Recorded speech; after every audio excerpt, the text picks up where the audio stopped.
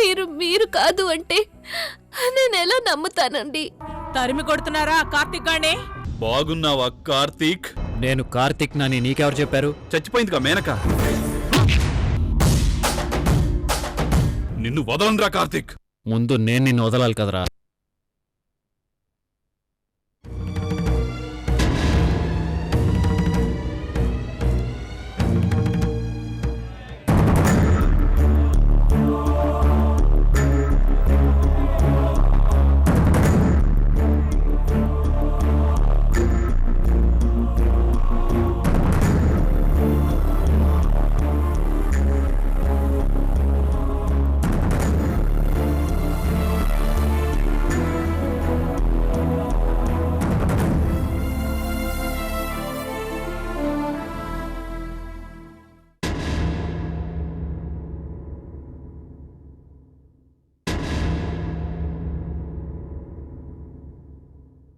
ఏంటన్నా తమ్ముడి మాటలు నమ్మాలా వద్దా అని ఆలోచిస్తున్నారా?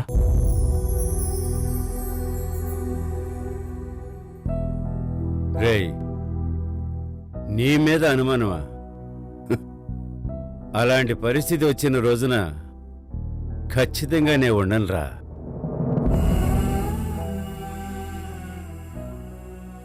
నీ గురించి వాడలా మాట్లాడాడు అని బాధపడుతున్నానే తప్ప నువ్వేనా అని మాత్రం కాదు. మీ గురించి ఇష్టం వచ్చినట్టు మాట్లాడాడండి. మీరెవరో కార్తీక్ అంటున్నాడు.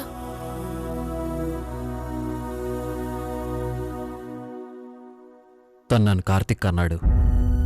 మరి నువ్వేమనుకుంటున్నావు? అంటే తన మాటలు నమ్ముతాననుకున్నారా? మీ గురించి ఒకరు నాకు పరిచయం చేసేదేంటండి? మిమ్మల్ని మీరు కాదని మమ్మల్ని అందర్నీ నమ్మించడానికి ఎంతో ట్రై చేశాడు. అవునన్నా, హఠాత్తుగా ఇంటికొస్తే ఏదో అనుకున్నాము. తీరా వచ్చింది నీ గురించి మాకు నువ్వు కాదు అని చెప్పడానికి.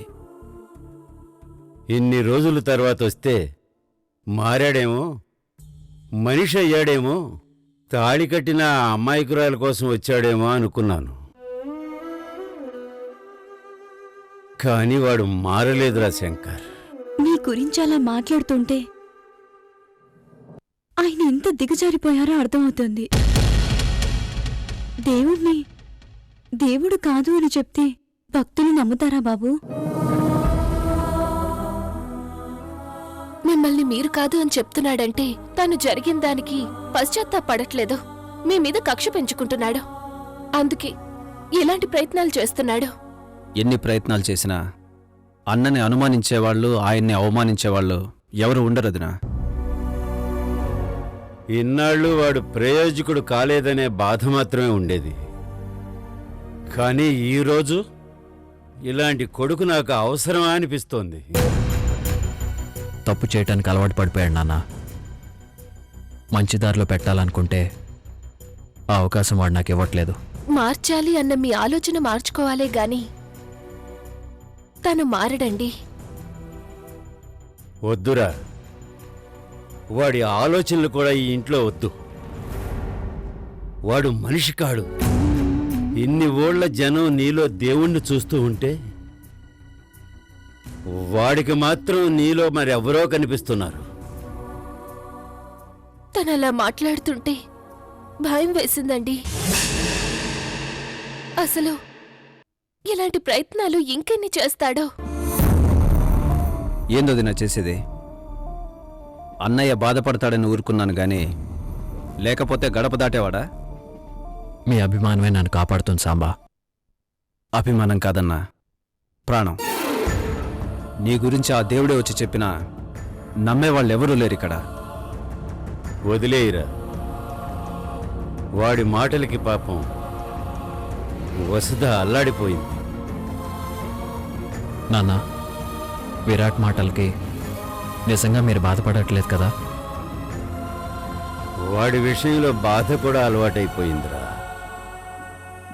కడుపులో బిడ్డను చంపుకోవాలి అనుకున్నప్పుడే వాడు నా బిడ్డ అన్న సంగతి మర్చిపోయాను. ఈరోజు మళ్ళీ వచ్చి నేనున్నాను అని గుర్తు చేశాడు అంతే. వెళ్ళరా, ప్రయాణం చేసి వచ్చినట్టున్నావు. వెళ్ళి విశ్రాంతి తీసుకో.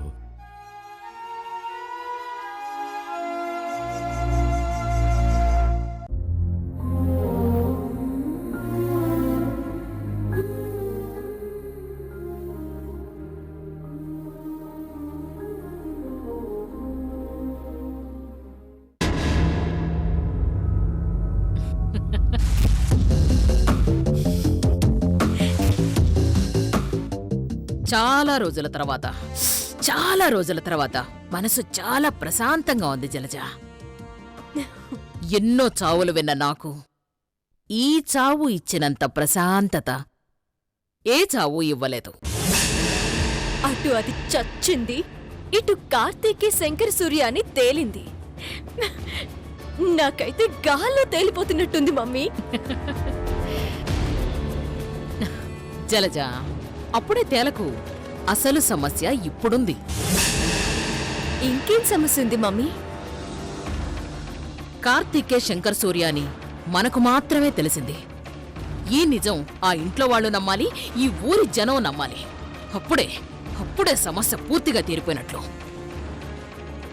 తనే కార్తీక్ అంటే వాళ్ళ తమ్ముడు మాటే నమ్మని వాళ్ళు మన మాట ఎలా నమ్ముతారు? నమ్మరు మమ్మీ. భయపడకు జలజ, ఆ రోజు చాలా తొందరలోనే వస్తుంది. మన టైం మళ్ళీ స్టార్ట్ అయింది అనడానికి ఆ మేనక చావే ఉదాహరణ. ఎదురు చూద్దాం అనుకుంటూ జీవితమంతా ఎదురు చూడడంతోనే గడిచిపోయింది.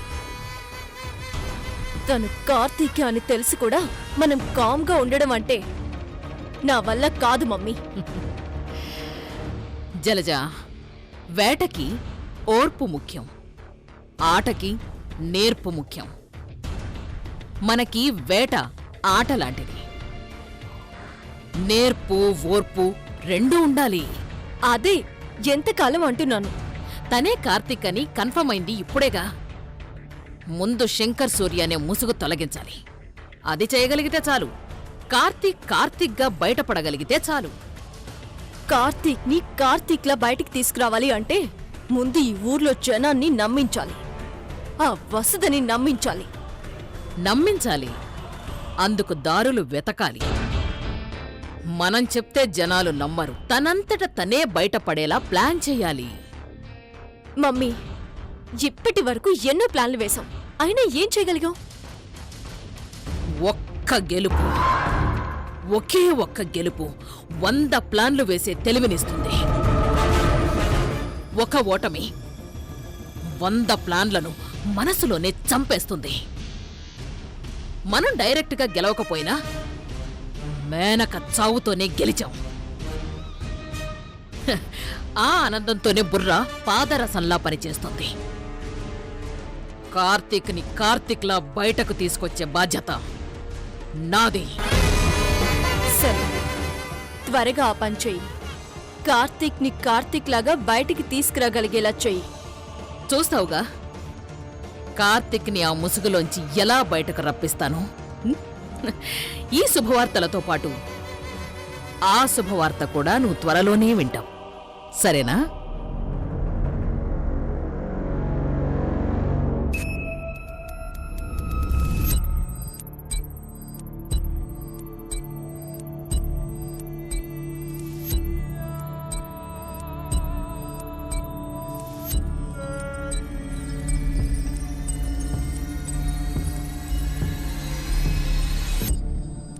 మేనక చనిపోయింది అంటే నమ్మబుద్ధి కలగడం లేదు.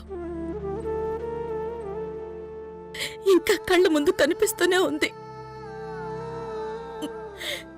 తనని అంత దారుణంగా చంపాల్సిన అవసరం ఎవరికుంటుంది? చనిపోయింది అన్నారు, డెడ్ బాడీని తీసుకొచ్చారు. మనతోనే తిరిగిన వ్యక్తి మన కళ్ళ ముందే బూడిదైపోయింది.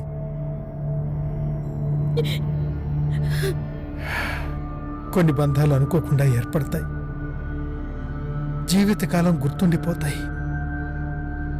ఈరోజు మేనక మనకు జ్ఞాపకంగా మిగిలిపోయింది. కానీ బాధని మిగిల్చిపోయింది. ఒక బాధ్యతని అప్పగించి వెళ్ళింది. తన చావుకి కారణం ఎవరనేది తెలుసుకోవటమే మన బాధ్యత. ఎవరికి అవసరం ఉందో అర్థం కావడం లేదమ్మా.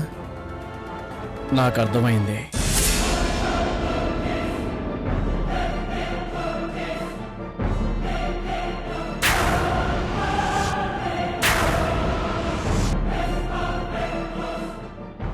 ఎంతో మంది చావుకి, ఎన్నో జీవితాలు నాశనం అవటానికి కారణం ఒక్కరే.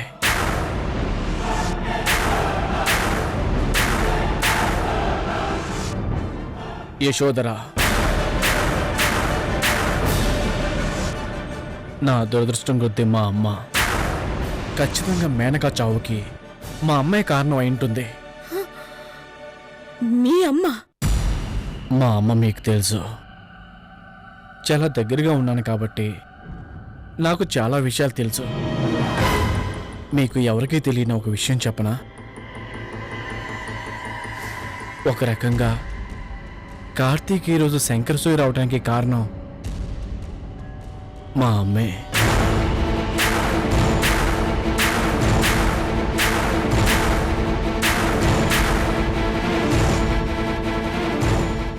కార్తీక్ తనను తాను చంపుకొని మరొకరిలా బ్రతకడానికి కారణం కూడా మా అమ్మే.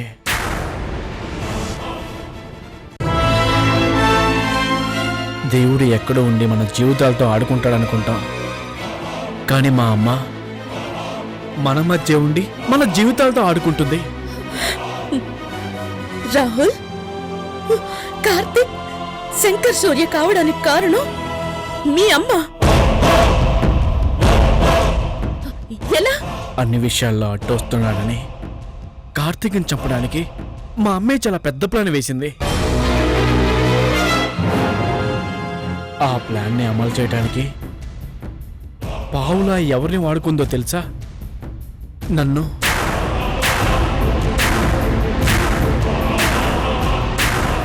పాము తన బిడ్డల్ని తనే మింగేస్తుందంటారు.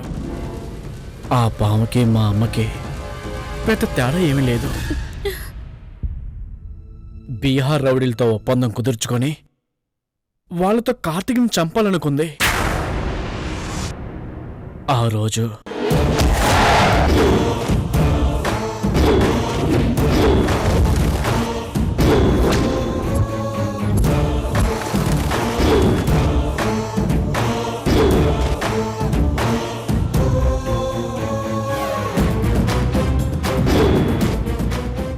పులిని పట్టుకోవడానికి జింకను బోన్లో పెట్టినట్టు మా అమ్మ నన్ను బోన్లో పెట్టి కార్తీక్ వలేసింది. అప్పుడప్పుడు నాకు అనిపిస్తుంది, తను నాకు తల్లైనందుకు నేను చచ్చిపోతే బాగుండని.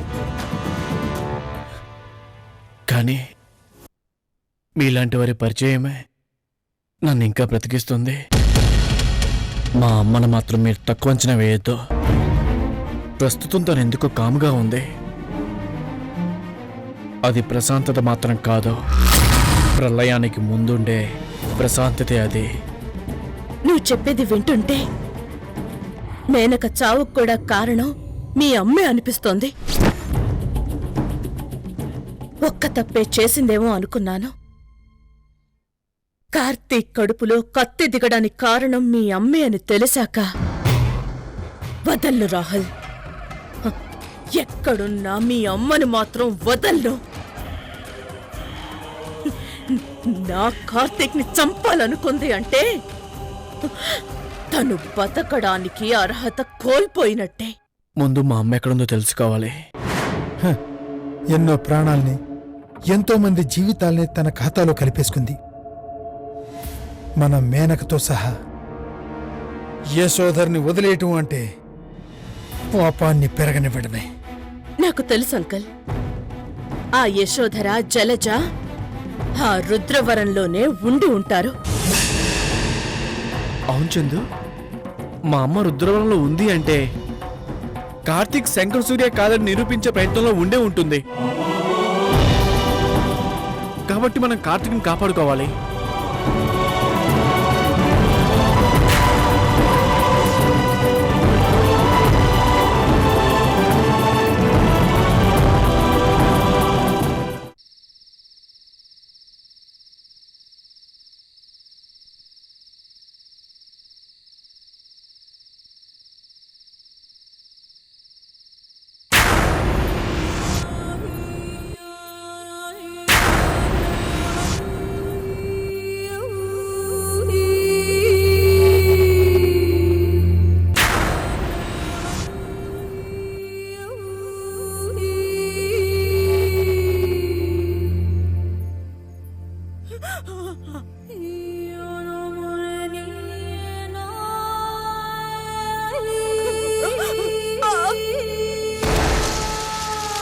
చందు అక్కని నీకే వదిలేసి నేను శాశ్వతంగా వెళ్ళిపోతున్నాను.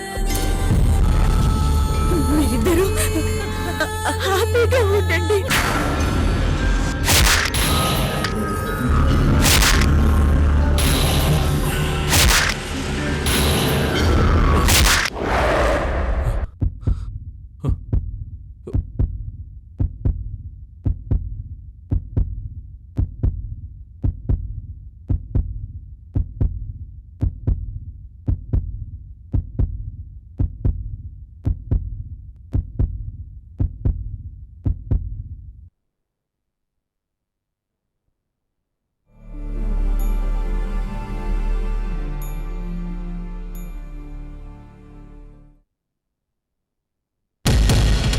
నాది కాని జీవితంలో నన్ను నేను చంపుకొని బతుకుతున్నాను. మేనక్ కోసం నన్ను త్యాగం చేసిన నా చందుకి దూరంగా, నా ఇంటికి నా వాళ్ళకి దూరంగా, తెలియని వాళ్ళకి దగ్గరగా బతికేస్తున్నాను. అనుకోని ఈ ప్రయాణం ఎక్కడ ఆగుతుందో అర్థం కావట్లేదు. ఎవరికి న్యాయం చేయాలో, ఎవరికి న్యాయం చేయగలనో తెలియట్లేదు. ఎవరికి న్యాయం చేసినా చేయకపోయినా నీకు న్యాయం చేస్తాను మేనక. నీ చావుకి కారణమైన వాళ్ళని మాత్రం వదిలిపెట్టను. అది ఎవరైనా వెంటాడి వెంటాడి చంపుతాను.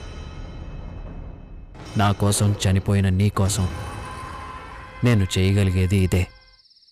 మేనకని చంపాల్సిన అవసరం ఎవరికుంది? అసలు ఆ టైంలో మేనక అక్కడ ఉండటం ముందుగానే వేసిన ప్లానా, లేక అనుకోకుండా జరిగిందా? ఏదేమైనా మేనక చావుకి ఒక రకంగా నేను కారణమే. తనకి న్యాయం చేయాలి, తన ఆత్మకి శాంతినివ్వాలి.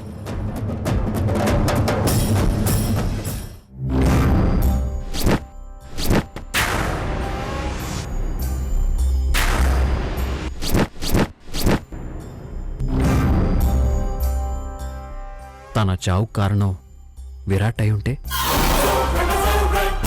అంత ప్లాన్ చేశారంటే విరాట్ ఒక్కడి వల్ల అయ్యే పని కాదు. తనకెవరో సాయం చేసుంటారు. వాడి కాంటాక్ట్స్ చూస్తే క్లూ దొరికే అవకాశం ఉంది.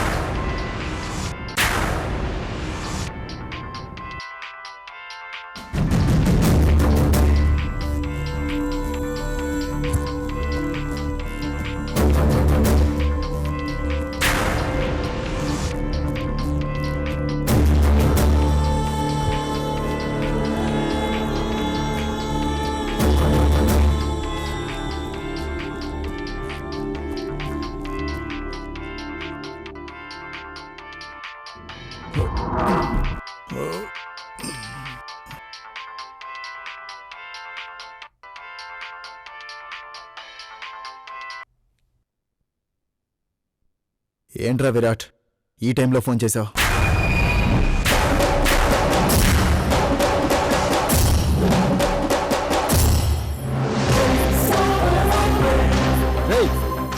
నిన్నేరా మాట్లాడవేంట్రా?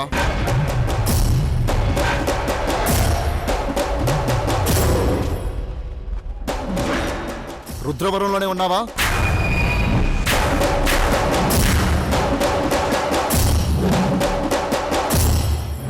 ఏ విరాట్, ఫోన్ చేసి మాట్లాడవేంట్రా? హలో, మాట్లాడవేంట్రా? Hello hello. ఛీ, వీడొకడు అర్ధరాత్రి ఫోన్ చేసి చంపుతుంటాడు.